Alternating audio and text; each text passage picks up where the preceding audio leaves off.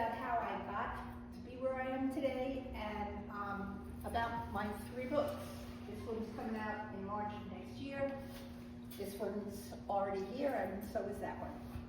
So I've been writing since I was a kid, pretty young, maybe 8 or 9. And I always knew that writer was what I wanted to be when I grew up. My parents thought I would starve to death. They had such faith in me. So I committed. Anyone of the people here know me really well, and probably one of the most tenacious people you ever meet.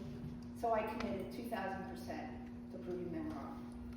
About a week ago on Facebook, I saw this great post which read, "I was raised to believe I could be anything my parents wanted me to be." Sounds like my life. In high school and college, I was lucky enough to have teachers and professors who encouraged me, even when I was at school to get the business degree my mother thought was the right thing for me to do. I was still writing whatever, poems, poetry, plays, and I was producing stuff. I guess after I finished, I don't know, I got lucky. I walked into a job, and I'd love to say, I didn't just go out and start making money. Instead, I graduated, moved into a cold water flat in Greenwich Village, smoked Gauloise, and published my first novel 3 months later to critical acclaim. Did not happen. I went to Kelly Girl. I got temp secretarial work, and I looked at it and got a job at a publishing company called Pyramid Books. They don't exist anymore. They're part of Harcourt Brace. They hired me as an editorial assistant.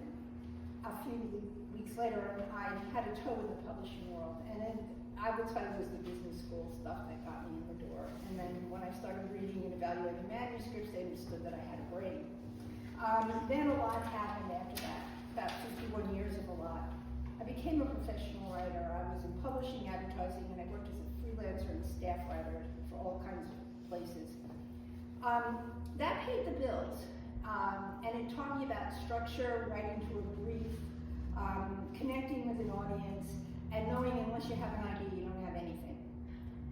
Nights and weekends, I still did the writing that fed my soul, so I was pretty much exhausted all the time. But I was happy. I have to say, I was happy. I had successes, and I was happy. 2020, the pandemic hit, and I lost my job. There was no one handing me an assignment anymore. I really struggled.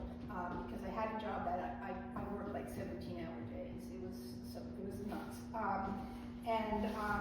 I just went from 90 miles an hour to nothing, and I didn't know what to do with myself. And so finally I said, give yourself an assignment, which I did. And so here I am now, a published essayist who would really, really